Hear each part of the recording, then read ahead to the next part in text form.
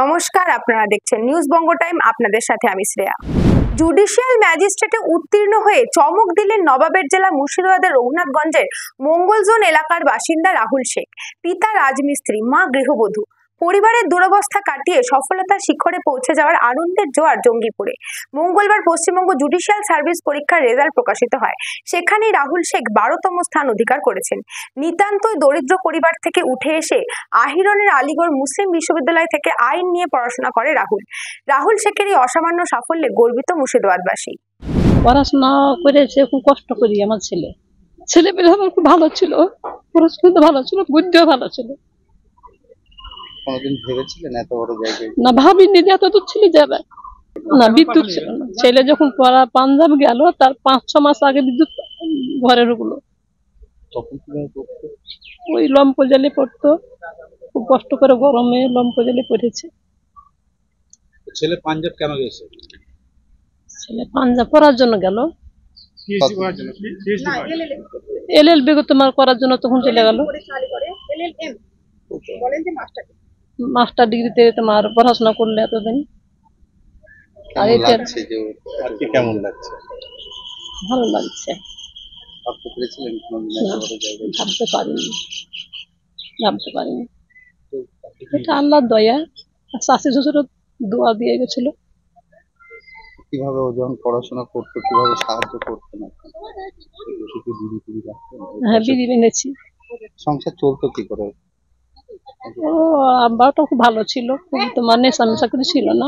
ওই পয়সা দিয়ে সব প্রাইভেট পড়াইতো, স্কুলের ছেলে পড়াচ্ছি, ওই পয়সা থেকে সব করাচ্ছি। উনিও তো মিস্ত্রির কাজই করছেন? হ্যাঁ, ওই পড়ার কাছে খাইতেই সব করেছি। মানে আর কোন ফালতু খরচা ছিল না, যা করতো সংসারে সব ছেলে পেলের কাছে খরচা করতো। দেখুন, প্রথমত এইচএস পাস করার পর ও প্রথম উদ্যোগ নেই যে LLB করার জন্য, দিয়ে আলিগড় মুসলিম বিশ্ববিদ্যালয়ে ভর্তি হয়। সেখান থেকে ওর আগ্রহ বাড়ে যে আরও মানে হাই স্টাডি করার জন্য। হাই স্টাডি করে ও LLB পাস করার পর LLM করে, যার জন্য পাঞ্জাবে ও মানে আপনার সেন্ট্রাল এতে ভর্তি হয়। ওখান থেকে PhD এখন করছে। PhD করার মানে সঙ্গে সঙ্গেই 2015 পর থেকে ও জুডিশিয়ালি প্রস্তুতি শুরু করে যে জাজের জন্য। পরপর তিনবারের মাথায় এখন ও পাস করে। কেমন লাগছে? অবশ্যই ভালো লাগছে। কিভাবে পড়াশোনাটা কিভাবে করেছে? প্রচন্ড কষ্টকর মাধ্যমে পড়াশোনা ও চালিয়ে গেছে। বাবা কি করছে? পেশায় রাজমিস্ত্রির কাজ করে। বাইরে পরিযায়ী শ্রমিক বাবা? কখনো বাইরে কখনো বাড়িতে, এইভাবে কাজ করে গেছে। তবু সামান্য মানে মাইনের মাধ্যমে এতগুলো পরিবারকে কন্ট্রোল করে নিয়ে এগিয়ে গেছে। পড়াশোনা করাতে গিয়ে পেটের ভাতও জোগাড় করতে হয়েছে, পড়াশোনা করে। অবশ্যই। আর রোজগার বলতে গেলে তো বাবারই ছিল বাড়িতে। হ্যাঁ, অবশ্যই। আজকে কেমন লাগছে? আজকে খুব ভালো লাগছে।